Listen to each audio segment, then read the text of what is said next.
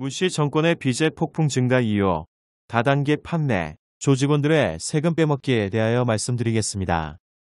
조선일보의 머리 화면에는 홍준기 기자가 쓴 문정부 5년 국가 채무 증가액 이명박 박근혜 9년보다 60조 많다는 기사가 나와 있다.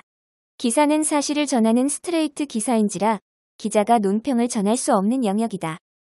세금 폭탄에 질식하는 국민은 11월에 당선돼 미국의 새 대통령에게 한국의 자산 버블을 붕괴시켜서 세금 계획을 총체적으로 새로 짜지 않으면 안 될 상황을 만들어라.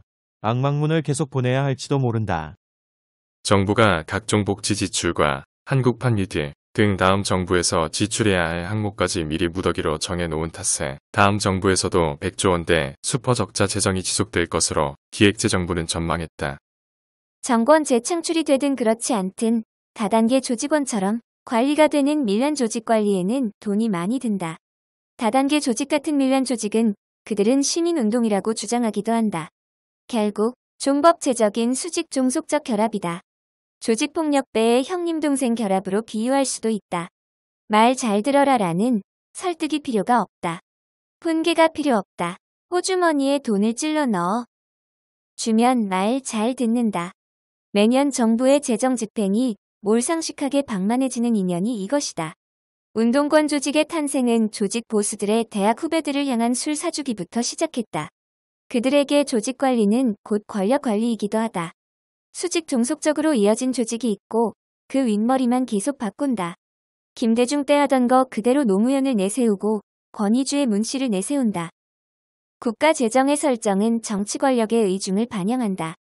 종법제적으로 호남천도교 교권파 조직원 관리가 정부의 사명이 된다. 조선일보의 논조가 호남천도교가 늘려놓은 것을 정권 바뀌어서 줄일 수 없다는 듯한 행간이 깔린다. 이것은 과거부터 반복된 논조다. 호남천도교 교권파 조직이 70이라 하면 20 정도가 되는 명남천도교 조직원들이 감사합니다 하고 써 먹고 싶다는 이야기다. 어떻게 되든지 세금폭탄 공화국에는 일반 국민이 사로잡히게 된다. 국가 재정계획을 보면 성장다운 성장을 할 의사가 1도 없음을 알 수 있다. 디플레이션 진입을 두려워할 이유가 아무것도 없다는 것을 말한다. 한국의 성장은 끝이며 현상 유지로 현 수준의 세금 살포 능력을 유지한다는 것 자체도 상당히 약탈적으로 보여진다. 한국교회의 비대면 예배만을 강조하며 민주노총 등 좌파 인사들에게는 다른 잣대를 쓴다.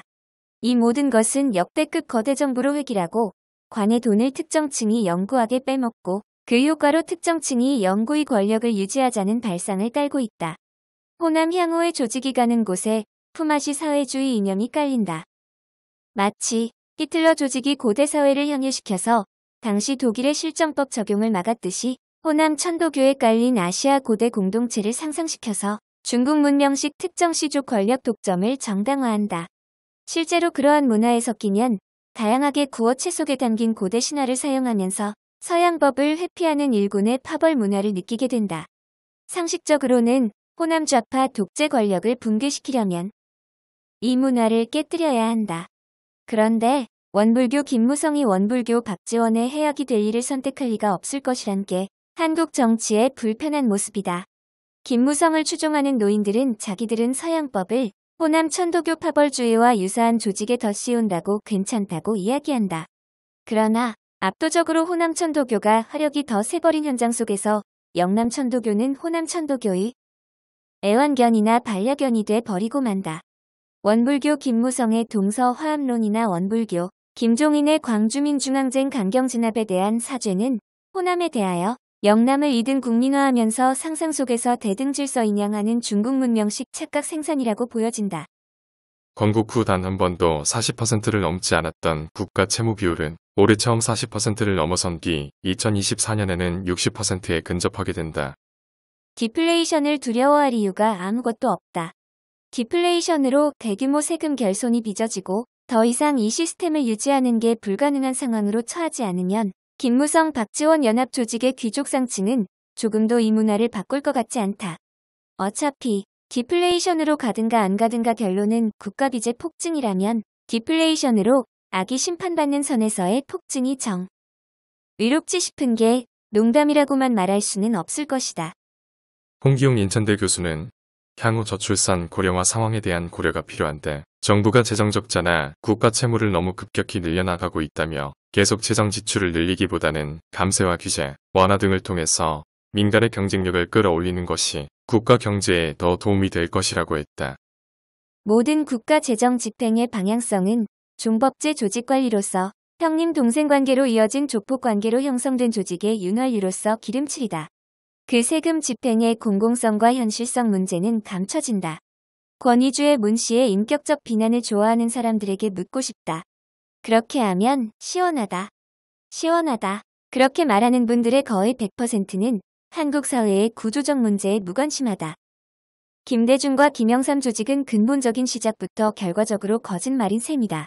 아니, 사상계를 이끈 거의 대장격인 함석헌부터가 거짓말인 셈이었던 것이다. 함석헌은 국가가 도둑이라고 논했다. 그러면서 대안으로서 군주제를 논했다. 그리고 군주를 중심으로 수직 종속적인 체계를 자연적인 것이며 미래적인 것이냐 논했다. 김대중은 함석헌의 전망을 현실화한 것이다. 그러면서 서구와 다른 아시아적 유토피아적 전망으로서 민족을 논했다. 70대 할아버지 바로 아랫세대부터 고통의 곡소리가 늘어나는데 그분들은 쭉 외면한다. 6.25 참전 세대가 군사정권 때 권위주의 고통을 외면하는 것과 비교가 될 수 있다. 지금 많은 유권자들은 도둑에 가까운 세금 징수를 느낀다. 19세기 노론 시대의 백골 징수의 재림을 본다. 권위주의 문 씨의 평화 경제로 얼음공주 김어정이 치마 속 들어가는 것에서 대중들에게는 무릉도원 강림을 상상시킨다. 김무성이 박지원의 종속적으로 기어 들어가는 것을 동서화합이라고 부르는 속에서 대중들에게 무릉도원 강림을 상상시킨다. 단도직입적으로 말해서 김대중 김영삼 정권을 만든 영호남 70대 할아버지들이 20-30세대의 소득을 댕겨먹어 쓰고 있는 게 현재의 시스템이다. 이 시스템을 지속시키는 것이 깨지기 위해서는 한국은 디플레이션이 오는 게 회피될 상황이 아니라는 것이라고 본다. 어차피 국가 재정이 빚의 폭증이라면 거대 정부가 붕괴되면서 값싼 주택이 남발되는 공간이 더 나은 선택이 아니겠는가? 개인 생각이다. 뭐라 하지 마라.